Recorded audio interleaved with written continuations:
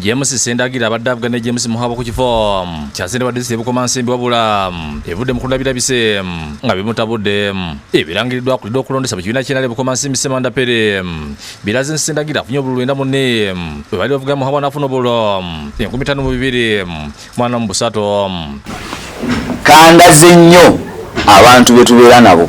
Kambawe ekyokulaba okuva wano okutuuka wali kwa DC's office ng'abantu mu kifo kyoleseemu nga temulimu mulonzi n'omu n'ovuga okuba n'ogenda okutuuka wali kwa DC's office ne bakukubira nti akalulu kawedde. Wano Sendagira akiikidde ensingira abakulira ebikulondesa mu byalo ebikola eggombolola ebigasa olw'okwenyigira mu bibyo kyokka n'ategeeza tigagwake ketonyesibwa kuva mu NRM. Olw'ekyalo ng'omuntu owa bulijjo nga Sendagire amugamba nti ngambye mutunule mu register mubale bubazi. Ye Muhaba omwana okudde n'ategeeza nti kanyamu by'obufuzi ng'abirinamu bumalirivu.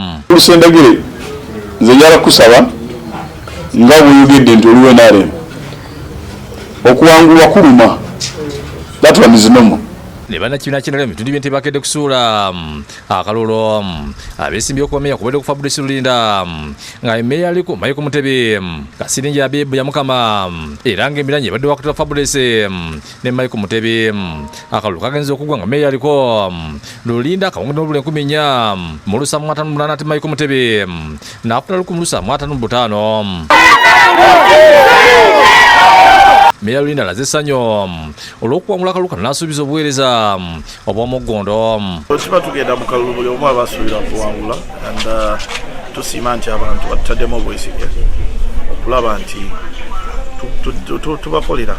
Kyokka Mutebi asigadde akukuluma olw'engeri akalulu gye katambuddemu. Tulina ebifo ebimu nga vete eyo baaganye n'ekifaananyi kyange okubeerayo.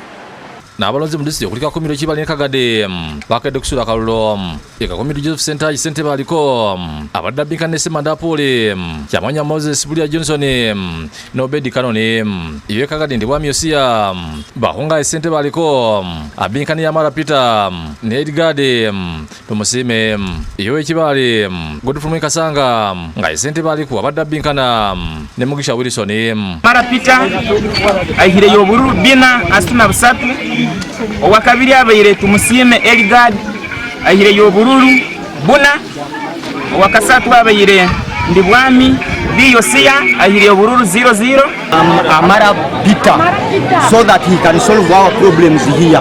We are lacking the water, we are lacking the good road. In fact, from here Nakulari up to the showcase place. Tried to work hard to improve on road sector. Ate okulonda ku kyalo Kalagwe mu Ggombolo Itojo entunga mu kulonda tekubaddeeyo nga kuyimiriziddwa kino kivudde ku butakkiriziganya wakati w'abawagizi ba Dennis Savimbi abadde avuga ne Kenneth Babandize. Kafuta akalulu twaza omugongo gw'omuwembe z'otwena twebembere. Emivu egiwaliza by'okuyinda okujja mu kifo kino era Savimbi balonze bamugobye abantu basibye akulira ebikulu mu NRM okuwuliriza bonna benyigira mu mivuyo. When people say enough is enough, yes, you have served your terms, you go away. Murayini abakabantu bazo murayini abasavimbi bayegugunga yamudisiyeka mu yokulwa kutandisa ekikeerezi oluvannyuma lw'ebikozesebwa mu kulonda okutuuka ekikeerezi Kaloli Dizalo mu kubeesimbyewo alonde Kafene Boso Igunga wanafunye obululu 404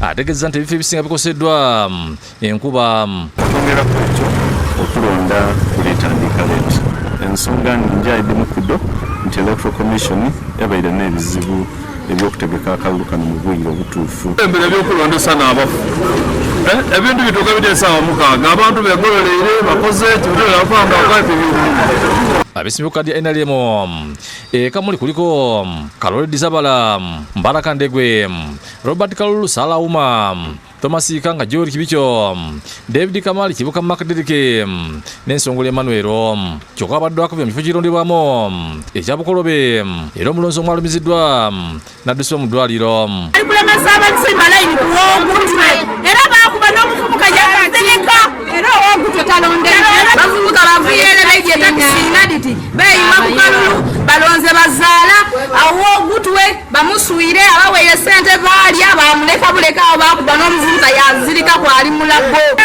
nsaba tukaire